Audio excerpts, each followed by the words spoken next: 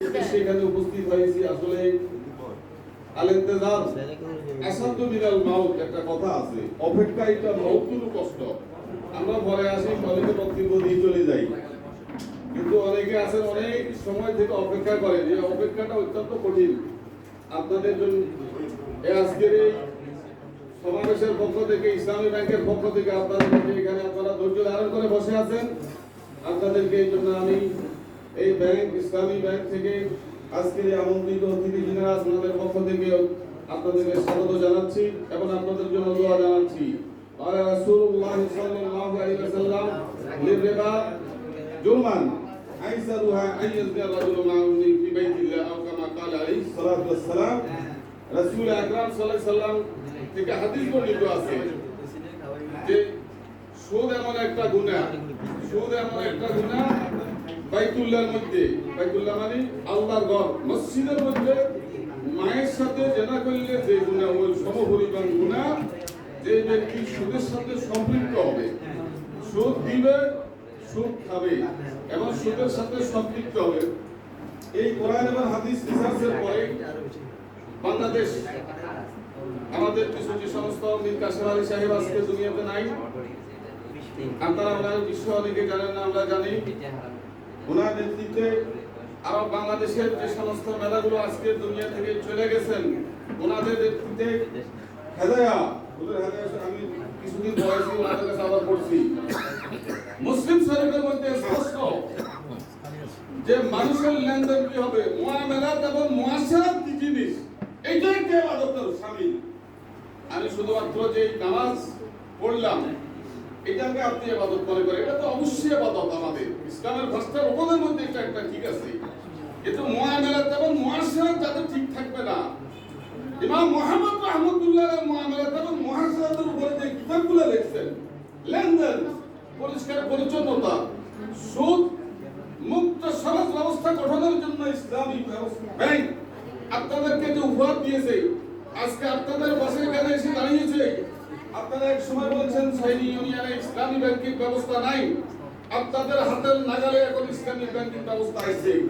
এখানে আসার অর্থ হচ্ছে আপনারা সকলেই অ্যাকাউন্ট করবেন, বিদেশে যারা আছেন সকলকে আপনারা এদিকে নিয়ে আসবেন, আপনাদের প্রতিবেশী যারা আছে সকলকে ইসলামী ব্যাংকিং ব্যবহার প্রতি আপনারা আহ্বান করবেন। এই আহ্বানে কি হবে আপনাদের? এটা একটা ইবাদত হবে, এটা একটা সওয়াব হবে, আপনাদের আমলনামার মধ্যে একটা বিশাল একটা ন্যাক লেখা হবে। যেহেতু মানুষকে বিভিন্ন ধরনের বক্তব্য আমি আশিস করছি, অনেক মতলক্ষ্য থাকতে পারে, সেটা দায় দায়িত্ব আপনাদের না হয়, সেটা দায় দায়িত্ব ইসলামী ব্যাংকিং যেটার ব্যবস্থা করতেছেন শরীয়ত ভিত্তিক, আপনাদের উপরে সেটা বর্তাবে না। আমরা ইসলামী ব্যাংকিং এর উপরে আমি একটা বই পড়েছিলাম, সে পুরো শেষ করতে পারি নাই। যে বিষয়গুলো আছে সেটা আপনাদের না, সেটা আমাদের না, যিনারা ব্যবস্থাপনার মধ্যে আছে। আপনি এটাতে পরিপূর্ণভাবে আত্মবিশ্বাস, কনফিডেন্স এখানে রাখতে পারেন, এটাই রাখতে পারেন যে আমি আপনার 40 লক্ষ টাকা আছে, আপনার ছেলে নেই, আপনার কোন কর্ম ব্যবস্থা করার কিছু নেই, আপনি কি করবেন? আপনার একটা সন্তান নাই, আপনার স্বামী মারা গেছে, এই অবস্থার মধ্যে যদি আপনি সুদী ব্যাংকগুলোতে টাকা রাখেন, আপনার শরীর না পাক, শরীর ভাগ, কাপড় ভাগ, শুধুমাত্র শরীরকে আপনার জামা কাপড় ভাগ করতেছেন, আপনার পরিবার সজ্জা শরীরটা বাঁধাই গেছে। এটা অবশ্যই আপনাকে, আপনি হারাম খাচ্ছেন, সুদের সাথে সম্পৃক্ত হচ্ছেন, অথচ আপনার শরীর ভাগ, কাপড় ভাগ, 13টা ফরজের মধ্যে ফরজটা আমার মধ্যে নেই। এই জন্য আপনার পরিপূর্ণভাবে জাহিরি এবং বাতিনিকে মুক্ত করতে হলে আজকে ইসলামী ব্যাংকিং যে ব্যবস্থাপনা করেছেন, আপনাদের সামনে এনেছেন, আপনাদের জন্য এখানে যে ওনারা যে ব্যবস্থাপনা সুন্দর করেছেন, আপনারা সকলেই গ্রামে গঞ্জে বাড়িতে এলাকায় আত্মীয়জন বিদেশে যারা আছে সকলকে উদারতা আহ্বান করবেন যে আমরা ইসলামী ব্যাংকের মাধ্যমে নিজেদেরকে যত অন্তত সুদ মুক্ত পারি, সুদ মুক্ত হতে পারি। আমি হাদিসটা আবার বলে আমার বক্তব্য শেষ করছি। চেয়ারম্যান সাহেব অনেকে আছেন, অনেক বিজ্ঞ আছেন, এরপরে আমার আসলে হুজুর এখানে উপস্থিত হয়েছেন, হুজুরের নির্দেশে কল করেছেন।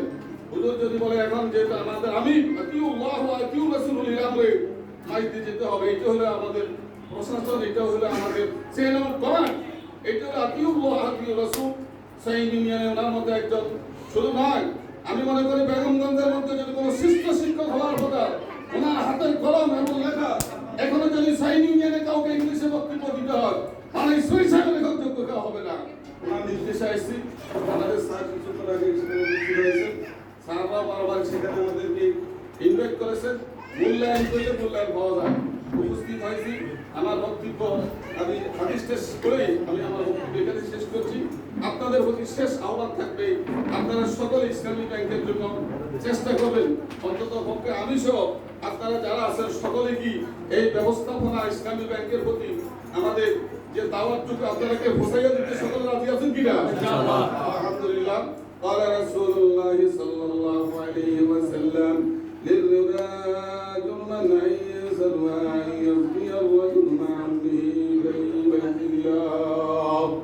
সুদ এমন একটা গুনাহ, কোন ব্যক্তি যদি সুদের সাথে সম্পৃক্ত থাকে, বাইতুল্লাহ শরীফ মানে আল্লাহর ঘরের মধ্যে, বাইতুল্লাহ শরীফের মধ্যে নিজ মায়ের সাথে জেনা করিলে, অপকর্ম করিলে যে গুনাহ হবে, ওই সমপরিমাণে এর চেয়েও বেশি গুনাহ তার আমলনামায় লেখা হবে। ওয়াকার দাওয়ানা আলহামদুলিল্লাহি রাব্বিল আলামিন। আপনারা যারা আছেন সকলকে ধন্যবাদ জানিয়ে আমার ব্যস্ততা আছে, হুজুর যদি একটু অনুমতি দিতে পারি।